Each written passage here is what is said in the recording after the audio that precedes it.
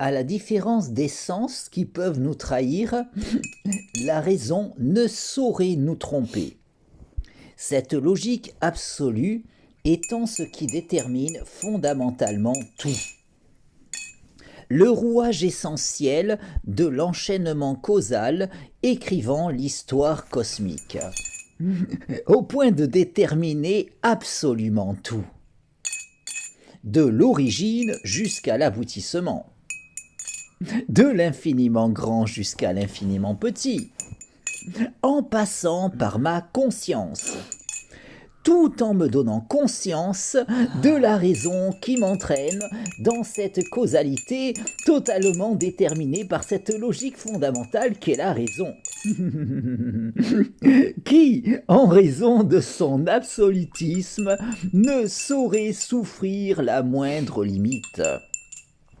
Au point que cette logique absolue, étant le moteur fondamental de cette suite de causes et d'effets construisant l'histoire totale, tout en déterminant, au passage, en toute logique, les pensées s'imposant en ma psyché, ces pensées qui me traversent sans que je ne puisse décider de leur teneur, ces pensées qui s'imposent en moi tout en me permettant toutefois de pouvoir entendre la raison.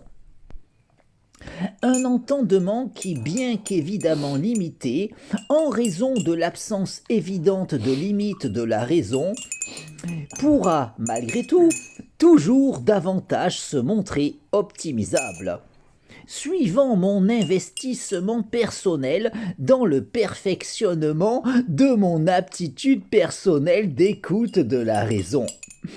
Une discipline qui, selon la rigueur, assurera à tout un chacun la possibilité théorique de pouvoir continuer indéfiniment d'en apprendre toujours davantage, surtout.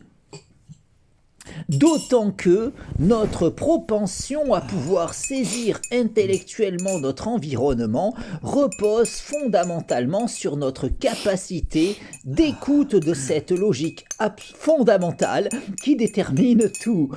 Car c'est uniquement pour cela que le monde m'est connaissable.